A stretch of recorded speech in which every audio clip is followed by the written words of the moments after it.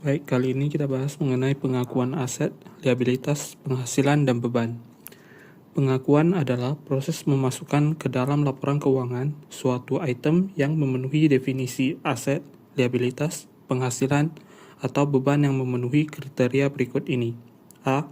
Kemungkinan besar atau probable bahwa setiap manfaat ekonomi masa depan yang terkait dengan item tersebut akan mengalir ke atau dari entitas, dan item tersebut memiliki biaya atau nilai yang dapat diukur secara andal.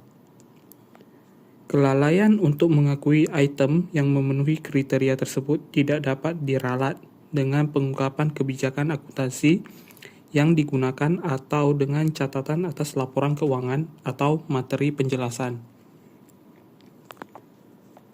Probabilitas manfaat ekonomi masa depan.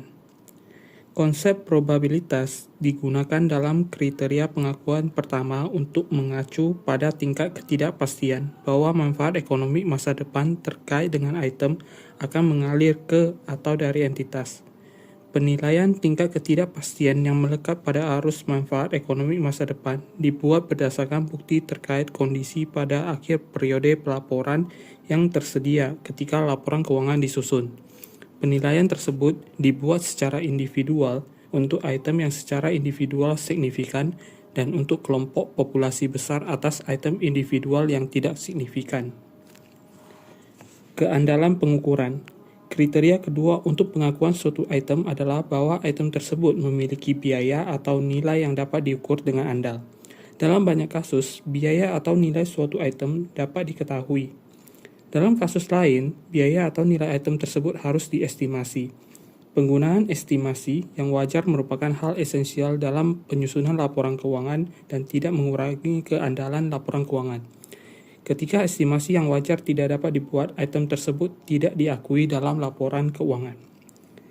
Item yang tidak memenuhi kriteria pengakuan dapat memenuhi syarat pengakuan di masa depan sebagai akibat dari keadaan atau peristiwa yang terjadi kemudian.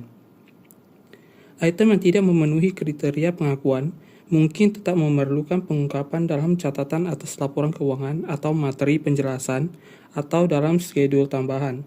Hal ini patut dibuat ketika pengetahuan mengenai item tersebut relevan untuk evaluasi posisi keuangan, kinerja, dan perubahan posisi keuangan entitas oleh pengguna laporan keuangan.